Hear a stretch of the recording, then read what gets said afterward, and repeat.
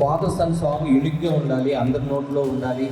అంటే మెలోడీస్ ఎలా ఉంటాయంటే నీకు తెలియదు కాదు, ప్రతిరోజు కొన్ని వందల పాటలు ప్లే చేస్తూ ఉంటాం.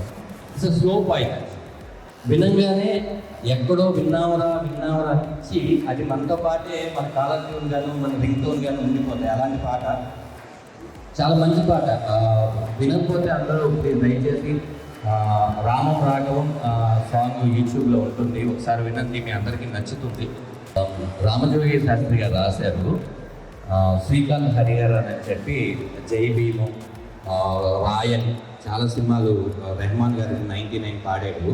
మా ప్రొడ్యూసర్ గారు నేను కలిసి మా మ్యూజిక్ డైరెక్టర్ అరుణ్ చిలివేరు అంతకుముందు శశి అని ఒక సినిమా వచ్చింది, ఓకే ఓకే లోకం నువ్వు, చాలా మంచి మ్యూజిక్ ఇచ్చాడు, అందరికీ ఆ పాట ఇష్టం. చాలా స్వచ్ఛమైన తెలుగు పదాలు ఉంటాయి. అందరికీ తండ్రి మీద ప్రేమ ఉండడం అనేది కామన్, ఎందుకంటే ఖచ్చితంగా అందరూ అమ్మ పిచ్చోళ్ళు ఉంటాం, నాన్న పిచ్చోళ్ళు ఉంటాం. పిల్లలకి ఏం నేర్పించాలి ఏం నేర్పించకూడదు అనే దాంట్లో వాళ్ళకి ఇప్పటి నుంచి ట్రైన్ చేయడానికి చాలా క్లాసెస్ ఉన్నాయి, చాలా ఉన్నాయి. కానీ మా సినిమా చూసినప్పుడు, మా పాటలు విన్నప్పుడు ఎవరో ఒక్కళ్ళైనా సరే కదిలిస్తే బాగుంటుందనే ఫీల్ అనమాట. ఖచ్చితంగా మీకు ఇక్కడ నెక్స్ట్ నుంచి వచ్చే ట్రైలర్స్ కానీ లేకపోతే సినిమాకు సంబంధించిన పోస్టర్స్ కానీ ప్రతిదీ కూడా అవే మాట్లాడితే, మేము ఎంత తక్కువ మాట్లాడితే అంత మంచిది. సినిమా ఎంత ఎక్కువ మాట్లాడాలంటే ఖచ్చితంగా పాట వినండి.